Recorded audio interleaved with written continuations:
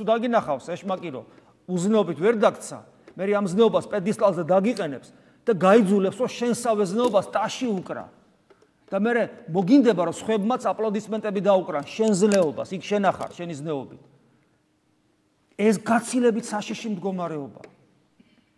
როცა ადამიანს ესეც არ ჭირს და მართლაც თავდაბლობის რაღაც მარცვლები აქვს და მართლაც არ უნდა რომ ტაში უკრან და არ თვითონ არ უნდა უკრას საკუთარი თავს ტაში, კვლავ შემდგომი საშიშროება.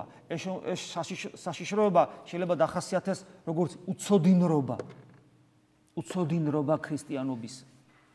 და აი ამ უცოდინრობაში ანუ არ იცის ადამიანმა მართლმადიდებელია, მაგრამ არ იცის ეს რას ნიშნავს.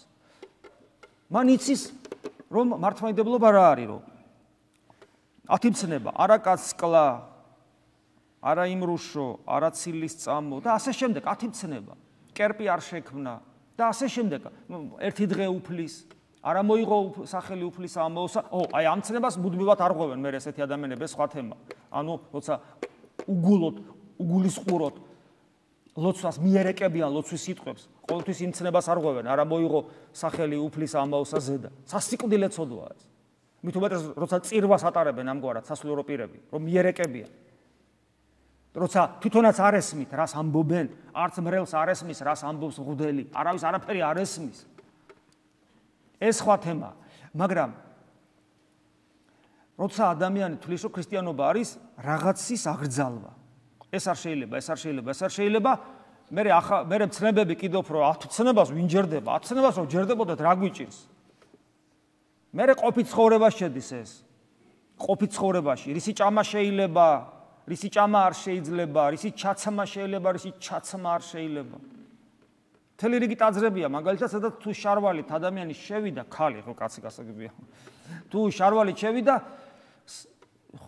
თუ ჩასუნთქულია, ამოსუნთქვის საშუალებას არ მისცემენ და თუ ამოსუნთქული არ ჩაასუნთქინებენ, ისე გააგდებენ გარეთ.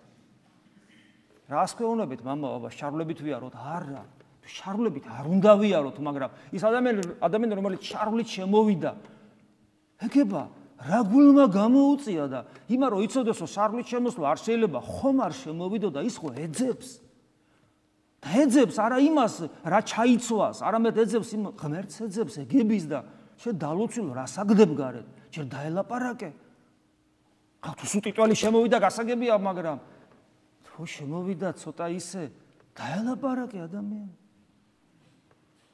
დამოკიდებულება არა გვაქვს, სწორედ ყველაფერს გრძალავთ. ჩვენ ვიქეცით როგორც ამ გრძალავი ბიურო და არა დამგრძალავი.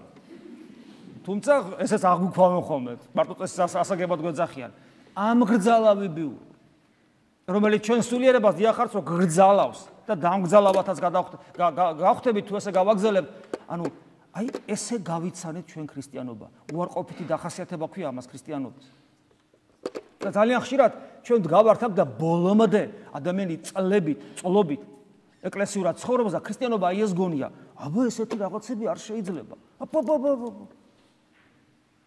და თუ ვიღაცამ ცოტა თავისუფლება გამოიჩინა, რაღაცაში ისე დაუბღვერენ, რომ გააშაშებენ იქ.